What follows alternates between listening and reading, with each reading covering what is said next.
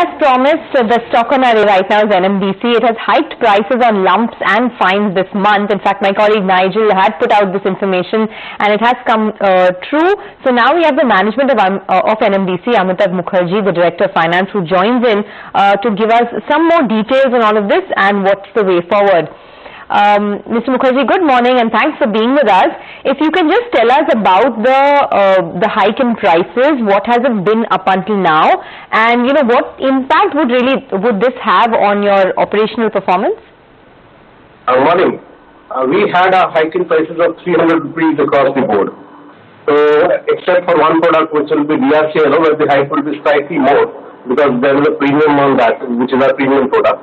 I think it's been a uniform price hike both for lumps and fines across both the sectors of Benadina and Karnataka. So that's around 300 crores across the board. Why? Why was there a rise in price? Is it because landed prices are higher? What prompted this? Well, I think there has been a general uptrend of prices in the entire steel sector now. Last 10 days, the prices have been moving very well for the finished products also. If you see the HR coils last 10 days or the longs, our major customers like RINL has also hiked prices, I think, twice over the 10 days. So overall, I think whether it is coils or whether it is longs, there's been a fairly robust hike in prices over the last 10 days. Interestingly, if you see the current prices of most of the steel products, they are at par or higher than the pre-COVID prices, which I think the March average as pre-COVID prices. Now the current prices of most of the steel products are either higher or at least at par with the pricing than the pre-COVID prices of average of March. So this price hike, you think it can get absorbed because of higher demand? I mean, is the demand strong enough to absorb this hike? Yeah, demand is fairly amount of indents pending with us at both the sectors. So that's quite an encouraging thing. I think the hike will be easily absorbed by our consumers. I think the offtake of the consumers have been fairly encouraging till date, except for we've done exports and RINL where the volumes have gone down. Most of our customers, the volumes have gone up on a 4-month basis year on year. That's what I wanted to ask. If you can give us some offtake numbers, how was July vis-a-vis June and how was August panning out? July has been very good. If you see, at least on a year-on-year basis, we have done 13% more production and 7% more sales. If you see on a 4-month basis, year-on-year, we are slightly lower than last year. We are around 10% lower than last year. But if you consider that April was a complete washout, so we have almost recovered, and I think by end of August and definitely by the end of Q2, we will be able to completely recover the deficit as compared to last year. So these something that one might have hoped for 2 months back. But now I think the recovery is absolutely on the right track, both in terms of volume and thankfully in terms of prices as well. How is the export demand? Export, because of much lesser Q1 exports, so it has not been very well so far as our company is concerned. We did around 50%, almost 50% less as compared to last year for Q1. But right now, again, it's looking up. This month, last month has been encouraging.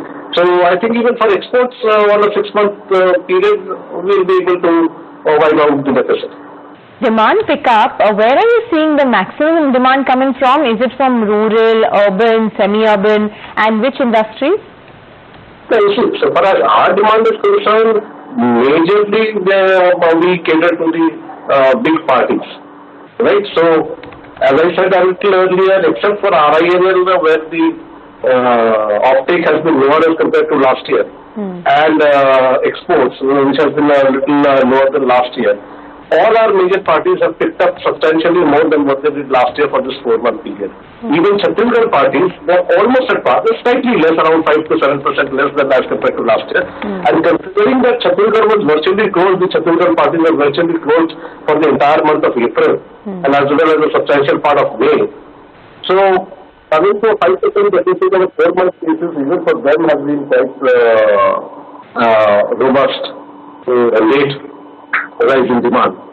So, we are fairly, I believe we are fairly optimistic that if the situation continues on an annual basis, we'll be able to easily exceed last year's production and sale.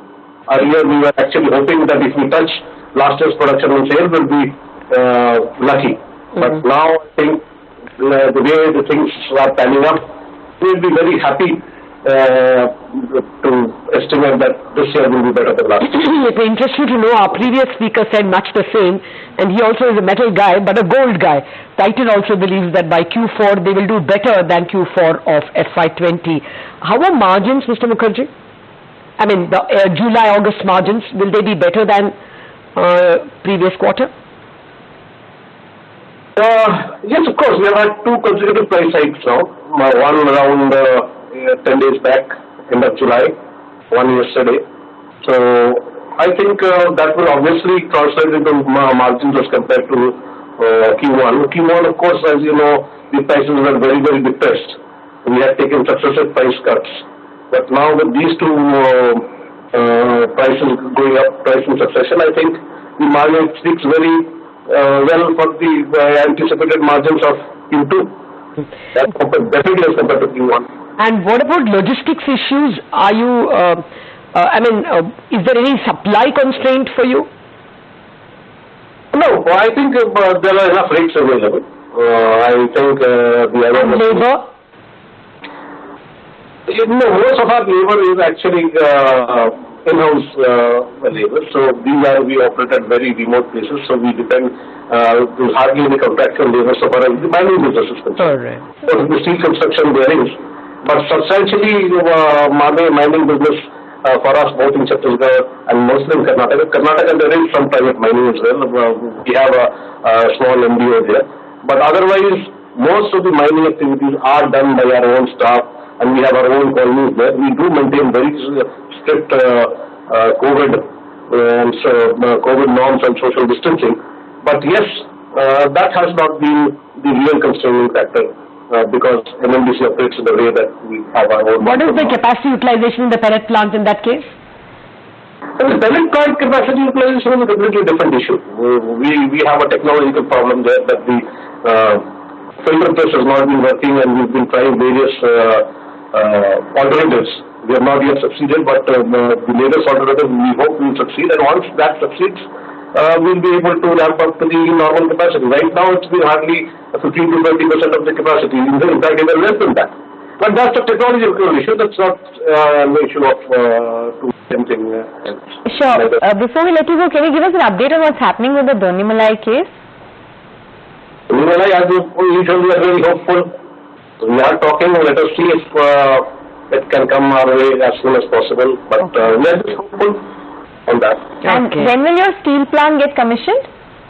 Actually, so far as steel plant is concerned, we are at the doorstep of commissioning activities to start.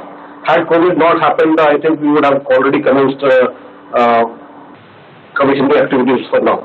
The only problem for steel plant commissioning is that we need around 143 foreign experts, because most of the technologies are either Italian or Austrian or something.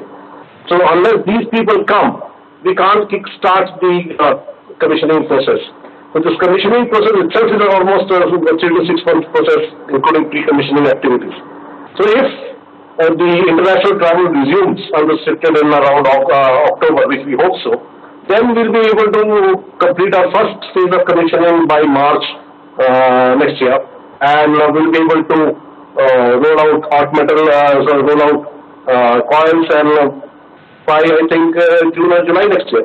Had COVID not happened, we would have been able to do it at this year end. So finally, what is your cash and your capex position for the year? We are fairly comfortable with cash. We have around 2,000 crore plus right now. Capex we expected to around 860 crores. We did falter in the Q1 because we got execute our projects. Now, for July, we have done more than what we did for July last year. And we are very confident that we will be able to meet our target of 1860 crores. I don't think that's going to be an issue. Mr. Mukherjee, it was a pleasure speaking with you, very optimistic for your investors as well. Thank you very much for joining us. Thank you. All right, we have to take a break now. Two or three important stalwarts of India Inc. telling us that things are on the mend. But is that the point reflecting in the debt market? Debt mutual fund flows were fairly substantial for the month of July after a long draining away of money from debt mutual funds. What's driving this market? Lakshmi Iyer of Kotak Mahindra AMC and Bhushan Kedar of